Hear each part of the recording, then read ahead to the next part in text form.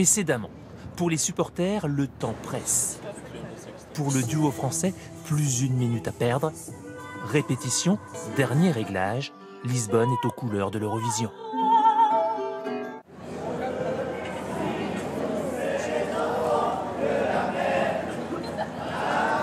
À Lisbonne, il y a des supporters qui passent plus ou moins inaperçus. Avec les fans français, aucun doute, ils sont là pour donner de la voix. La France a 12 points, 12 points. Entre chaque répétition, les fans français en profitent pour faire campagne pour leur candidat, Madame Monsieur, en reprenant, à leur manière, le refrain Merci. Merci, merci, merci, merci. On a vraiment du succès dans les rues de Lisbonne. Il y a une animation incroyable. Les gens nous parlent, chantent la chanson avec nous. Et c'est vraiment très très bien. Dans le village de l'Eurovision, au centre de Lisbonne, les Français croisent les supporters des autres pays. Vote for France. Je t'adore, France, la France, moi, 12 points, 12 points. Objectif, faire voter pour la France samedi prochain. On s'est dit que si on devait voter pour quelqu'un, c'était la France. Mais vous allez voter pour quelqu'un et vous allez voter pour la France. Vous n'avez pas le droit de voter pour votre pays. Non, on sait bien, on sait bien. Votez pour la France. Nous voterons pour la Belgique, Ah, nos super, on voisins votera et pour la cousins, et vous votez pour nous. D'accord, ça va, ça marche. Merci, super. Votez pour la France.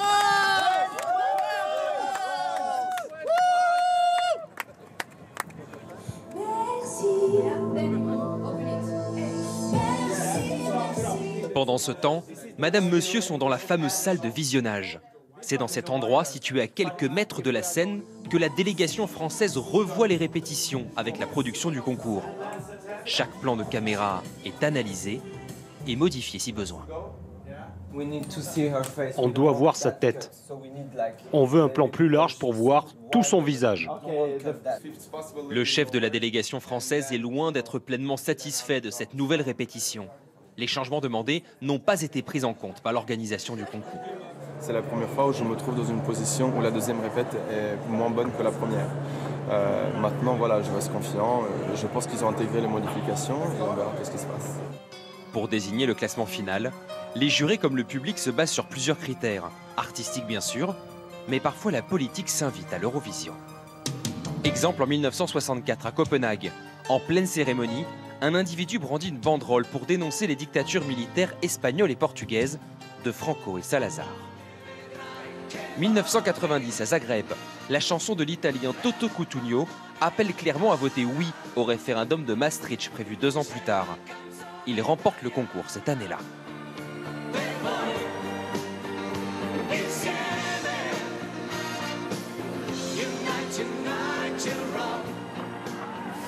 Enfin en 2016, l'Ukrainienne Jamala remporte le concours avec une chanson sur le massacre des Tatars de Crimée par les Russes en 1944. Par ce vote, les Européens veulent protester contre la politique de Vladimir Poutine. La Russie boycottera l'Eurovision l'année suivante.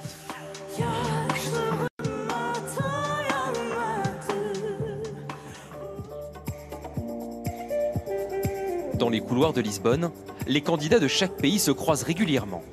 Certains concurrents sont devenus des amis au fil des jours, comme l'Allemand Michael Schulte ou l'Anglaise Souris. Oh, bonjour, ça va? Elle a sauvé la France. Elle avait remplacé Émilie souffrante au pied levé lors d'un des concerts d'avant Eurovision à Amsterdam.